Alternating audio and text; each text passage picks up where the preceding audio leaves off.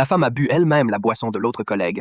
Mais ce que nous avons vu sur la télévision en circuit fermé, c'est Mary qui l'a saisie et l'a bu elle-même. Incroyablement, Mary a balbutié une explication. Elle est allergique aux noix et n'a pas pu voler la boisson. Mais Jenny lui répond que l'allergie aux noix n'existe pas. L'instant d'après, son patron et l'agent de sécurité n'ont aucun souvenir d'une allergie aux noix. Pour prouver qu'elle ne racontait pas n'importe quoi, Mary ouvre immédiatement le moteur de recherche pour vérifier, mais elle ne trouve aucune mention de l'allergie aux noix. C'est comme si cela n'existait pas dans ce monde. Paniquée, elle se tourne vers Jenny et lui demande comment elle a fait et a regardé la main qu'elle tenait. Mary a compris qu'il s'agissait du collier. Mary a accueilli une nouvelle collègue dans sa vie. Elle a tout de suite reconnu son amie de lycée, Jenny. Lorsqu'elles se sont rencontrées dans les toilettes, Jenny l'a saluée. De retour à la maison, Mary l'a dit à son petit ami. Lorsqu'elle était à l'école, Jenny était une férue de technologie. Elle restait toujours seule au laboratoire pour étudier la technologie. Ses cheveux étaient aussi désordonnés qu'un nid de poule, à cette époque, à l'école. Il y avait une méchante rumeur à propos de Jenny,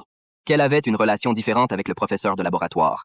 De toute évidence, c'était une personne qui aimait la technologie. Pourquoi a-t-elle rejoint le département R&D d'une entreprise alimentaire? Lors de son premier jour de travail, Mary a travaillé avec Jenny. Mary a parlé à Jenny des ingrédients du nouveau dessert.